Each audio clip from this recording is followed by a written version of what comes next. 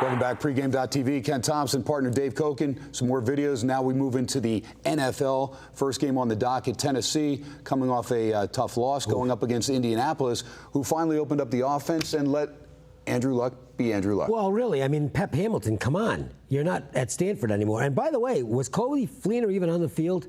Well, he did. He got a touchdown. Oh, that's right. Okay. But, you know, I think he's starting to play a little less of a role here. Enough with the Stanford connection. Okay? It's not Stanford. And by the way, Stanford plays too conservatively anyway. I agree. And so was Pep Hamilton. Yep. Look, this guy is so good, it's scary.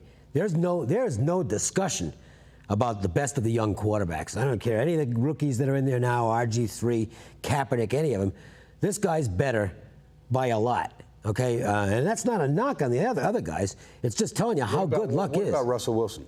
No, he's a nice quarterback, but he's surrounded by exceptional talent.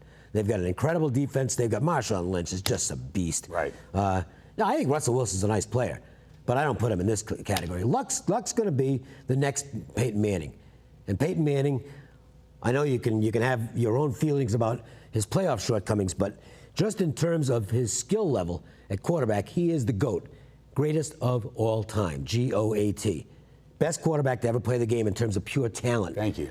Okay, if you coming from a Patriots guy. No. If you're asking me who I want in a big game, then it's not Peyton Manning anymore. Okay, there's other guys I'd rather have in a big game. Joe Montana.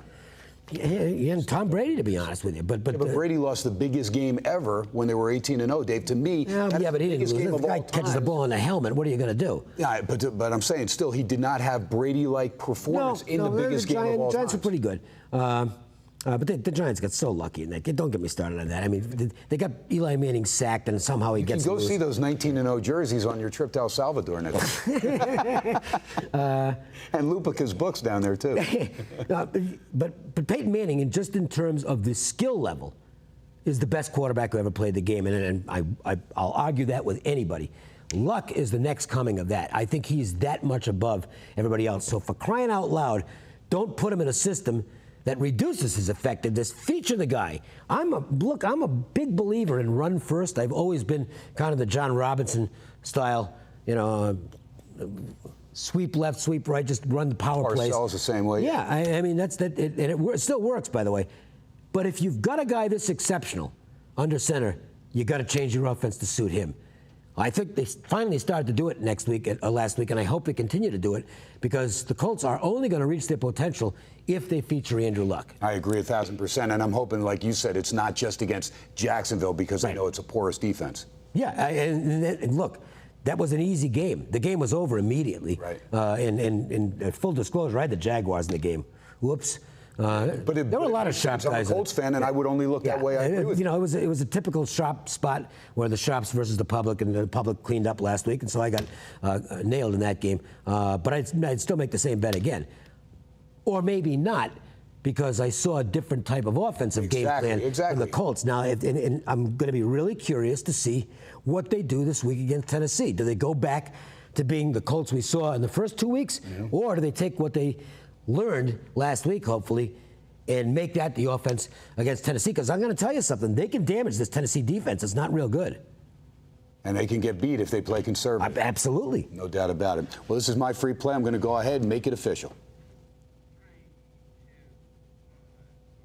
And I'm thinking the Colts are not going to get conservative. I'm thinking Pep Hamilton liked what he saw, and now he's going back. And the Colt fans, they were ticked on that Monday night loss against Philadelphia because of that conservative nature. So I think Luck gets to open it up. He's got enough weapons, there's no doubt. Ahmad Bradshaw, one of the better receivers out of the backfield. Richardson, I know a lot of people get on him, but he's going to give Bradshaw a blow enough to take some pressure off him. Because Bradshaw, let's face it, he's not an every down back anymore. But as far as the receivers, you have some veterans like Hakeem Nicks, Reggie Wayne. Take advantage of those guys. Use the young tight ends. I know Fleener maybe not as fleet of foot, but still with Dwayne Allen on one side, Fleener on the other, you have some guys with pretty good hands. And T.Y. Hilton's the speed guy. Get him the ball. Moncrief also the kid can step up, and he got 4 catches last week. So I think the Colts will open it up. And again, you're going up against a Tennessee Titan team that Jake Locker probably going to play, but a wrist injury, so not 100%. I like Bishop Sankey, but I think he's still got a lot of growing to do. Had 61 yards last week. Sean Green can't get out of his own way. Not bad to give him the ball when you get inside the 3-yard line.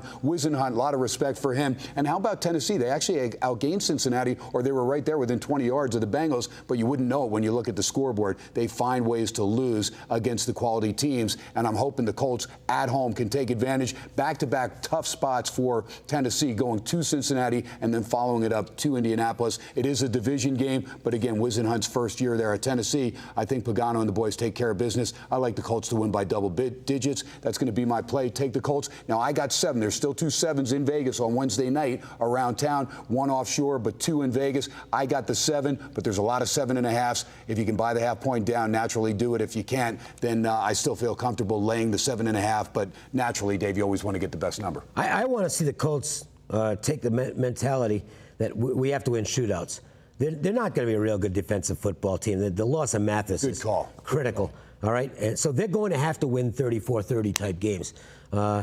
Don't be afraid to do that. Right. If that's what it takes. It worked pretty well for the Saints. That's the only when they won the Super Bowl. And for the Colts, that's the only way they got to the Super Bowl, by beating New England 34-31. Exactly. So, go with what gets you there, and don't try to pretend to be something you're not.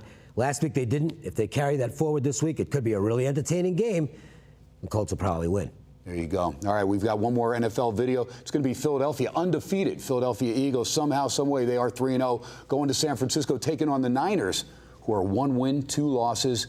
Levi Stadium, we'll see what happens. That'll be Dave Cokin's free play in the NFL. We'll do it all when we come back. Pregame.tv.